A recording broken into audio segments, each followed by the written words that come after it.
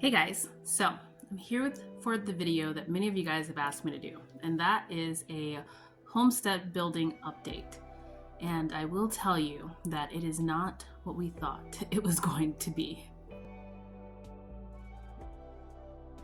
Hi everyone, welcome back to my channel. I'm Shamira Benson, one part of Team Benson, and today we are going to talk homesteading building update and kind of where we're at with that. So I have a couple things that I wish that I would have known and thought about in the beginning, and something that I think that if other people are looking to build their homestead, maybe it might be helpful to them. So let's just get into it. If you guys don't know, we bought 40 acres in the middle of the Arizona desert, probably about 2.5, 3 hours on a bad day north of our home in the city in Phoenix, Arizona. So we will be going from zone 9B to zone 9A. So still in the desert, but a little bit more of the mountainous area. I'll insert a picture right here so you can see what it looks like. So up here is like a flatter area, and then we go down here. Down here is kind of like a wash right here, kind of like a creek. We haven't gone down there yet. Mr. Benson is getting ready to clear some space so that we can fit our rental truck up here, which the Silverado did pretty good. But yeah, it's just, this is pretty cool, guys. Pretty cool. I am so excited. Okay. So I want to start off by saying that buying a homestead has really changed our lives. It's really given us like a sense of like calm, a sense of security, and then also just a sense of what is it that we're going to be able to pass on to our children and our godchild too, because she's also like our child. So it's kind of like, you know, I feel like we got to an age where we're like, what does this life mean?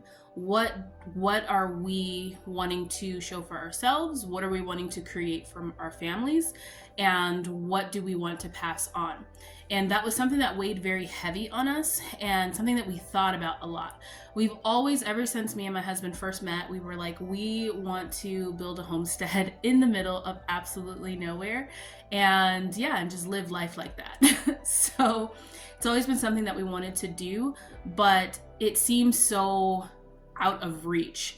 And this year, it finally happened for us. So now let's talk about what nobody tells you.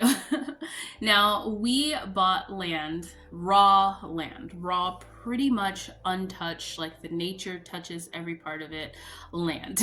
And there's no water, there's no electricity, there's no power, there's nothing out there but just the raw beautiness of it. Like, we walked the entire part of our land and we only found like one remnant of like an actual other human being up there, and that was a can that probably was from like the 40s, and it was like a can of like vegetables or something like that, like a canned good, but it was so old and it's just so untouched. Like, not a lot of people have walked our lands, but we do have like a lot of wild animals and all that. We do have neighbors, so there is a community of people up there, and I think that that's a beautiful thing. And there are people that are just literally from the city that wanted the same things that we did, so they bought some land out there and, you know, started building their lives. So that has been a thing. But what no one tells you is you need to get all the things to like clear land and drill your well and all those different things like that. That's the common sense part. But there's not a lot of people that do that. And you can be on waiting list after waiting list after waiting list.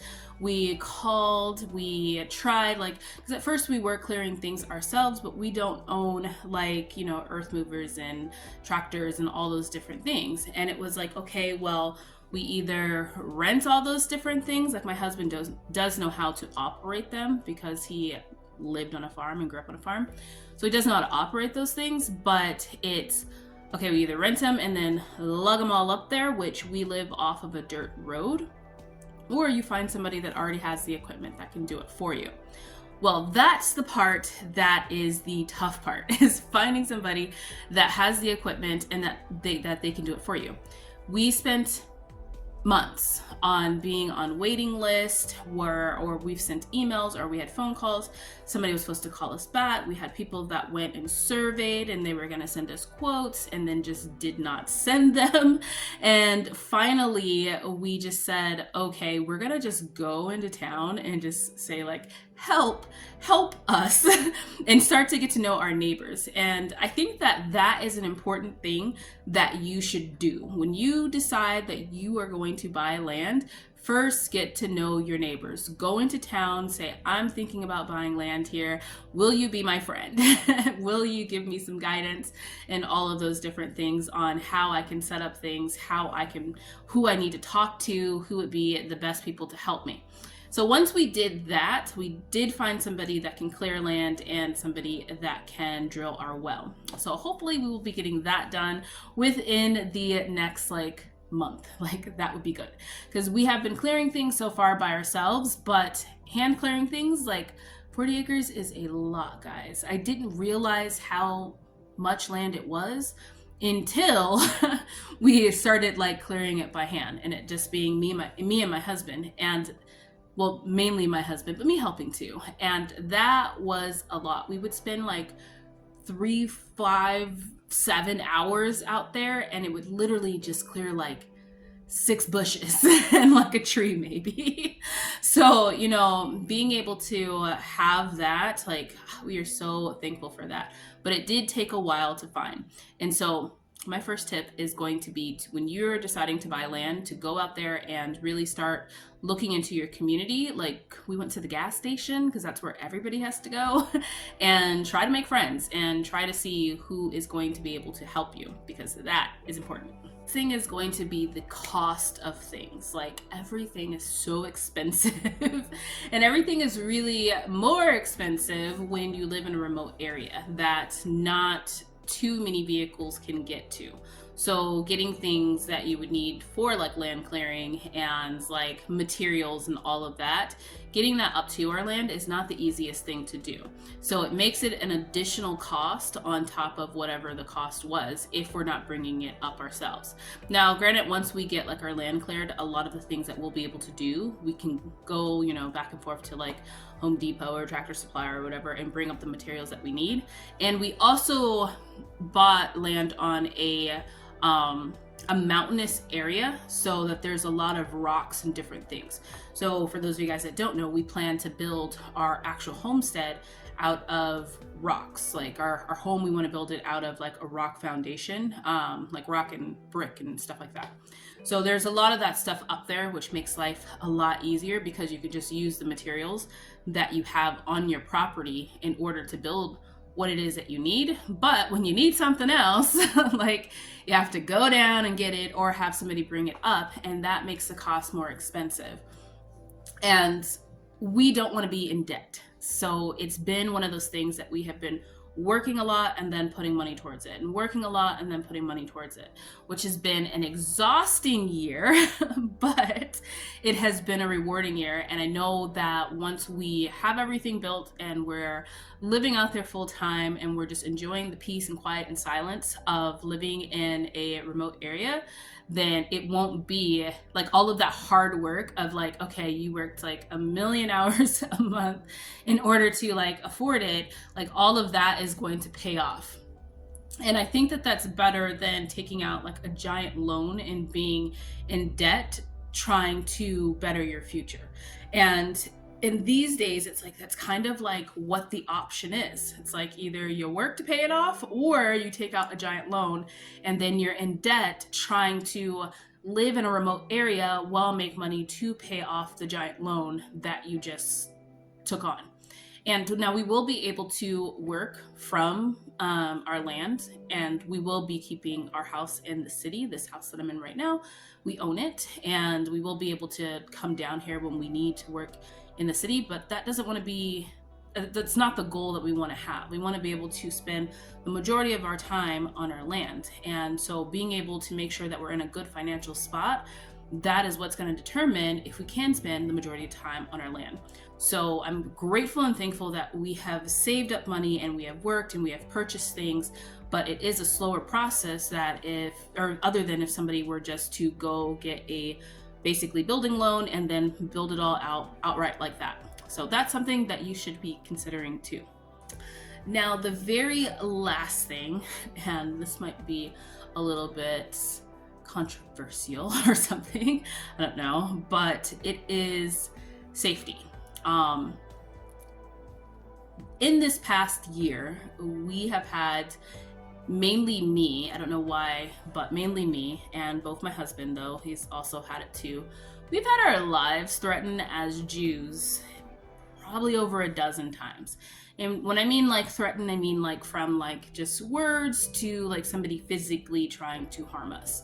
And it has happened a lot. It's happened way more than I just feel comfortable with, or my husband feels comfortable with. And it's made us really kind of go within and try to be more private about things. One of the reasons why we aren't showing like the land clearing part of our land, because I feel like that makes it more identifiable. And this is something that I've gone back and forth with my husband, because he is very big on, we need to create this safe space, because this is our forever land. It's our forever land, and also the land that we plan to pass on to our children. So it's creating a safe space that can be something safe for our family for a while. And part of that is everyone not knowing where it's at, which is why I never say like the city or the town or any of that we're in, just kind of like a general area of what we're in. But it does, like having your life threatened does like really change you, and it makes you think mentally about a lot of things. So I will be showing like, you know, the homesteading part of the garden and the animals and different things like that, but I don't really want like wide like angles of this is exactly where our land is, because there is a sense of safety out there. And you know that we have, and we live where we live at, there are other Jews out there, and then there's other Christians out there, and we feel safe out there in that community. Like it doesn't feel like our lives are getting threatened like a lot of times that they do here in the city.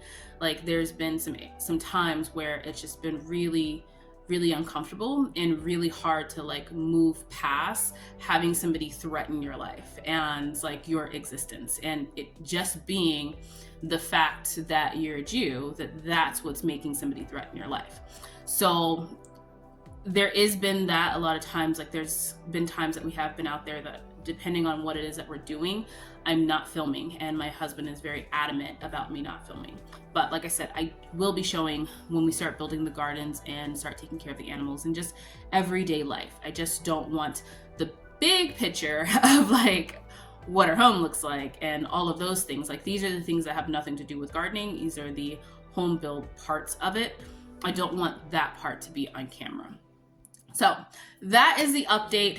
Those are just the things that we've kind of been going through, and things that I wish that we would have known and thought about before purchasing our homestead. And I hope that you guys like consider some of these things too. I just wanted to give you guys a little bit of an update about it, but it is something that we absolutely love that we have.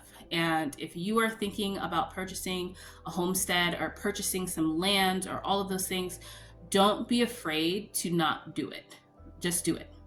Just do it and get that for yourself, for your family, for generations to come, because they are not making more land. So having that security and being able to put that space and that mental clarity to be able to grow food in an environment that isn't constantly, like we live next to a busy street, isn't constantly getting like, you know, polluted on, like it's going to be a lot better for you. And so I encourage everybody that if you're thinking about it, you should just do it. Just do it. So that was my speech for today. And just a reminder, grow yourselves a garden, because even a small space can provide you with tons of food. Bye guys.